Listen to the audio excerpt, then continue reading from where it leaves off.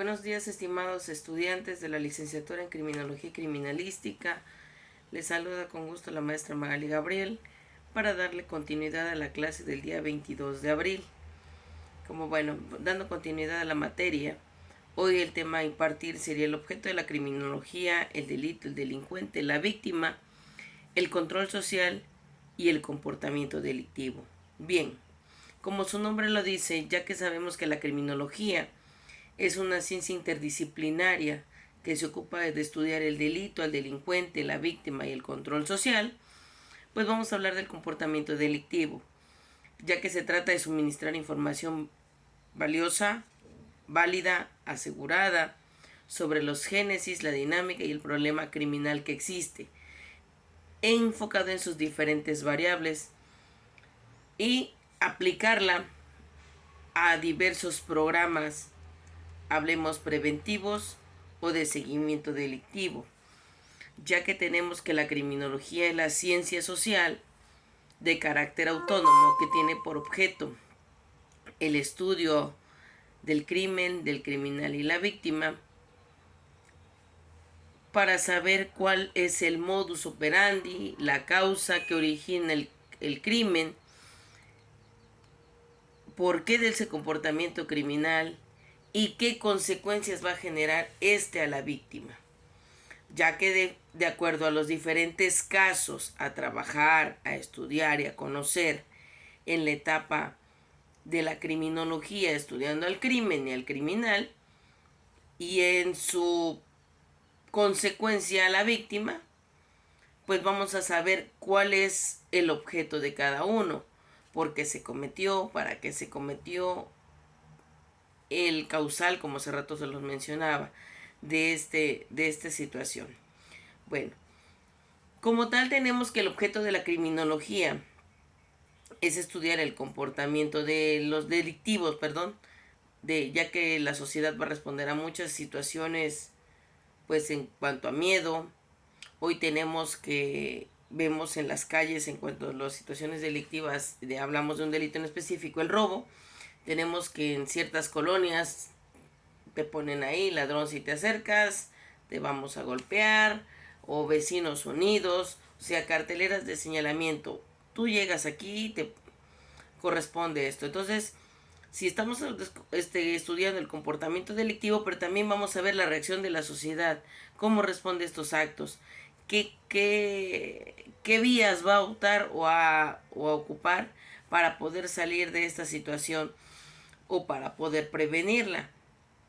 Por lo tanto, el objeto de la criminología, vamos a estudiar al delincuente, a nuestra víctima y el control social, cómo se va a ir moviendo y cómo se va a ir adaptando a estas situaciones.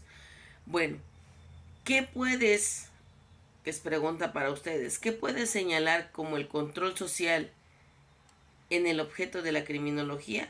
Bueno, no, en este caso, para mí, sería denominar el control social que influye y se ejerce dentro de algunos componentes de la sociedad.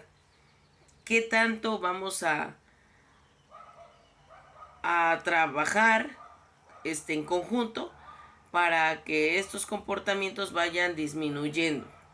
Acuérdense que en la criminología y en la criminalística se manejan cifras delictivas. En una de esas, cuando llevamos estadística, podemos hablar del alto índice delictivo o del bajo índice delictivo, o focos rojos como tal se conocen. ¿Sale? Dentro de estas también el criminal a estudiar lo tenemos como el sujeto que comete un crimen o un quebrantamiento a las reglas sociales. El delincuente es el sujeto activo de una infracción penal. Eso creo que está más que comprendido, que todos ustedes ya lo han visto y lo seguimos trabajando. Que aquel que comete una conducta antisocial va a ser un sujeto activo para poderlo llevar a un proceso o a un juicio. Entonces, esa es la definición. Bueno, en este caso para mí, me gustaría que ustedes en las tareas pusieran ahí tema de clase, pusieran qué opinan sobre la cuestión criminal o qué entienden por criminal, pero que sea un autoconcepto. En todo caso, tenemos que también dentro de estos temas del criminal y el control social que ejerce las situaciones delictivas, vamos a conceptualizar que utilizando a la sociología, a la criminología y a las ciencias para designar el control de la sociedad frente a las conductas desviadas e indeseadas, coincidimos que el derecho penal es el medio de control social. Lógico que nosotros abarcamos muchas áreas del derecho, pero en este caso principalmente al derecho penal. En todo caso, también dentro de estos, cuando estudiamos al delincuente y al criminal, acuérdense que ya vimos en criminología clínica los tipos de delincuentes: el criminal nato, el locomoral, el delincuente epiléptico, el delincuente loco, el pasional y el delincuente ocasional. Hasta ahorita, esos son algunos que puedo mencionarles. Pero también dentro de estos tipos de delincuencia existe la delincuencia individual, que se refiere solamente a una persona.